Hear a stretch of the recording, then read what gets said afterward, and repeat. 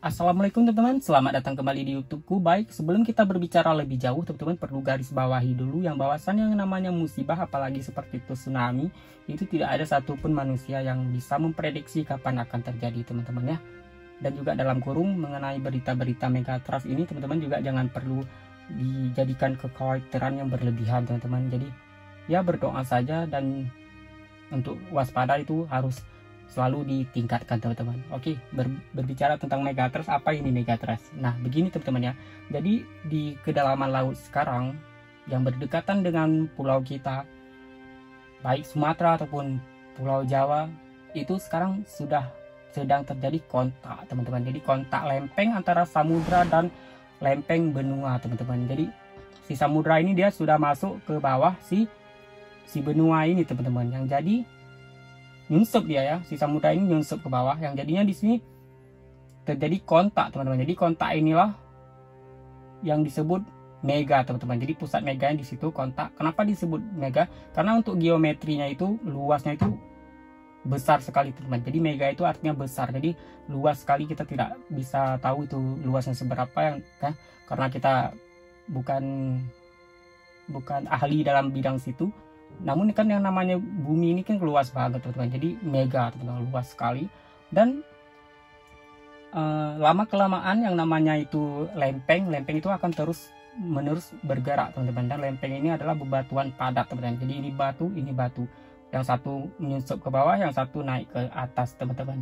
Sehingga lama kelamaan itu akan terjadi pengompresan, teman-teman. Jadi dia akan dikompres terus seperti ini, yang sehingga bisa jadi saat si samudra ini tidak tahan lagi, dia akan patah, teman-teman. Jadi patahan naik. Nah, patahan naik ini disebut dalam ini yang dalam bahasa ilmu geologi disebut patahan naik, teman-teman. Nah, patahan naik inilah yang namanya thrust, teman-teman. Digabungin sama si mega tadi jadilah gempa jadilah megatrust. Nah, ketika kedua lempengan ini sudah patah, terjadilah getaran, teman-teman. Nah, getaran inilah yang menghasilkan gempa yang besar, teman-teman. Kenapa menjadi gempa yang besar? Karena dia sudah menyimpan energi yang sudah lama sekali terkompres. Nah, gempa ini bisa jadi berkekuatan 9,1 sampai 9,3 seperti yang pernah terjadi di kota Banda Aceh 26 Desember 2004 lalu, teman-teman. Nah, di Banda Aceh itu adalah gempa megatrust, teman-teman. Jadi dia ada suara dentuman seperti itu, yang sehingga membuat bumi berguncang, dan airnya naik ke atas daratan yang disebut tsunami, teman-teman, seperti itu. Nah, jadi teman-teman juga jangan perlu khawatir, banyak-banyak berdoa ya kan. Yang namanya kita Indonesia ini adalah rawan gempa, teman-teman. Nah, gempa apa itu? Gempa tektonik. Nah, berdoa saja saat si samudra ini di bawah, si benua ini di atas. Saat mereka nanti sudah tidak tahan lagi, mau patahan itu karena terjadinya gempa tektonik, jadinya patahan itu akan perlahan, teman-teman, tidak sekalian seperti itu. Berdoa aja seperti itu supaya tidak terjadi. Nah, ini kapan sih terjadi patahan ini? Kita tidak bisa memprediksi kapan, teman-teman. Bisa jadi 100 tahun lagi, bisa jadi besok, bisa jadi kapan. Nah, yang namanya patahan ini kita tidak bakalan tahu, teman-teman ya. Jadi, dan untuk mungkin apa sih yang harus dipersiapkan jika sewaktu-waktu mungkin musibah ini terjadi?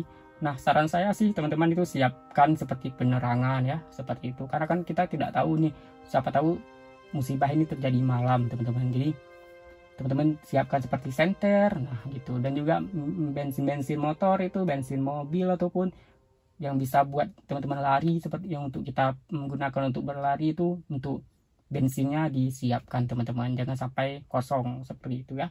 Dan saran saya, kalau misalnya sudah gempa itu lebih dari 5 menit, teman-teman langsung nggak usah pikir panjang ya, langsung gaspol aja, teman-teman ya, seperti itu. Karena di Aceh tempat saya tinggal saat itu banyak sekali yang tidak tahu, teman-teman, perihal lempeng-lempeng ini. Jadinya waktu dentuman itu terjadi, orang Aceh saat itu mengira suara bom, jadinya tidak lari, teman. Jadi saat tsunami naik tidak sempat lagi berlari, teman-teman, seperti itu. Nah, pokoknya kalau gempa sudah melewati 5 menit dan guncangan itu keras, kuat, teman-teman langsung lari aja sih menurut saya.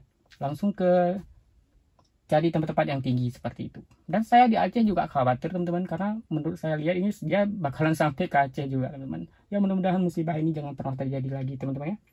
Mudah-mudahan lempeng yang sedang berlangsung di bawah laut sana bisa patah secara perlahan teman-teman, yang jadinya tidak akan menimbulkan gelombang tsunami teman-teman. Jadi mungkin cuma ini yang bisa saya bagikan buat teman-teman yang sudah menonton dari awal. Terima kasih banyak ya. Nanti saya juga akan cerita-cerita masalah tsunami lagi kok ke depannya. Jadi buat teman-teman yang sudah menonton, terima kasih banyak.